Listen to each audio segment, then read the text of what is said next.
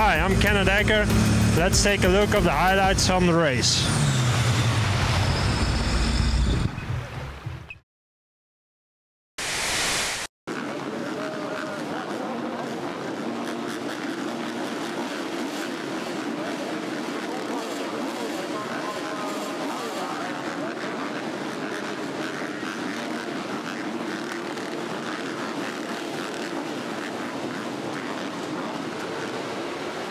Here's what happened, round 11 of the FIM MX1 MX2 Motocross World Championship.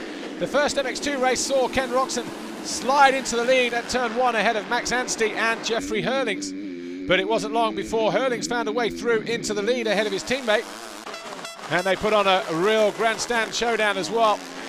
Max Anstey made a mistake on the opening lap and found himself coming from 11th as he fought his way through the field to eventually finish in 4th position. But a little bit behind them, it was a mistake for Jeffrey Hurlings. He led and made this mistake. Ken Roczen didn't quite overtake him, but he did close in a lot of ground after being held up by a back marker just a few laps before.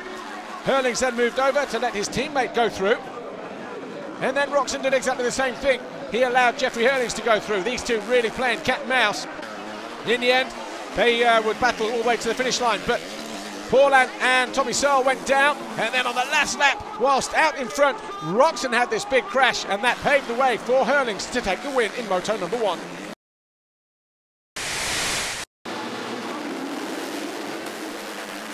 MX2 race 2, and once again it was the KTMs who carved their way into the lead, giving Gauthier Paulin absolutely nowhere to go.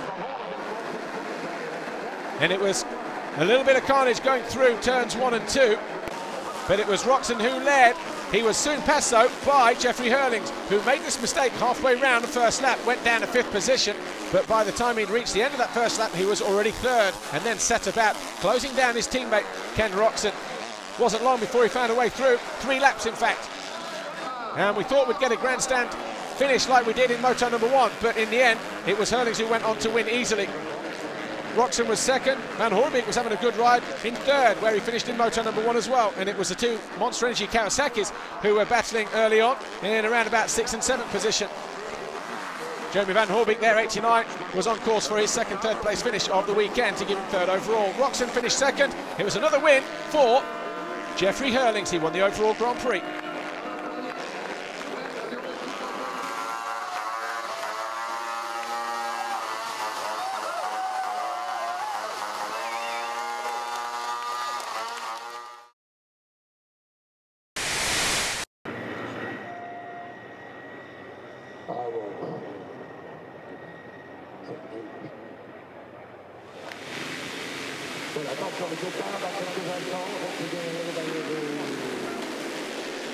MX1 race 1 saw Clément Desalle on the Suzuki and Tony Cairoli get up front.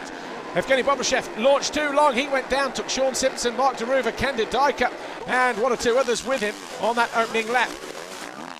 Cairoli though found a way past Stephen Frossard and into 2nd position behind Clément Desalle. That was your 1st and 2nd at the midpoint of the race. Clément Desalle looked quite cool and calm and collected at the head of the field, then he allowed Tony Cairoli to go through. We had a new race leader.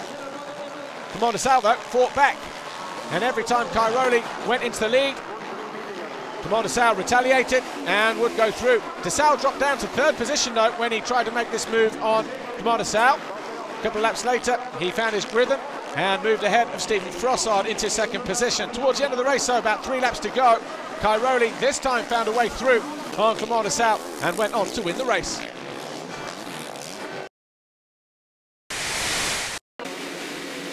The final race of the day, MX1 race 2, and the 2 KTMs of Cairoli and Nagel made sure they got the turn 1 in 1st and 2nd position. And Bobryshev got another good start, but Barragan went down. He took Tom Church with him. They picked themselves up though. Tom Church didn't score any points. Barragan battled on bravely. Cairoli though eventually found his way into the lead and then made a mistake, and he would drop to 3rd position. So our new race leader was Evgeny Bobryshev with Max Nagel in 2nd position. Wasn't long before Cairoli found a way past his teammate to move into 2nd and then set about closing down the gap to Evgeny Bobryshev, our race leader. A mistake prior to this corner left Bobryshev with a poor line choice going to the turn, and that was Cairoli into the lead. Gonçalves got up into 4th position ahead of Dessau, and on the final lap his bike expired unfortunately, and he lost valuable points and an overall podium position of 2nd overall this weekend. So the overall then went to Cairoli with a race win. Nagel was 2nd, Pobrashev 3rd. En Max Nagel van de dispuut.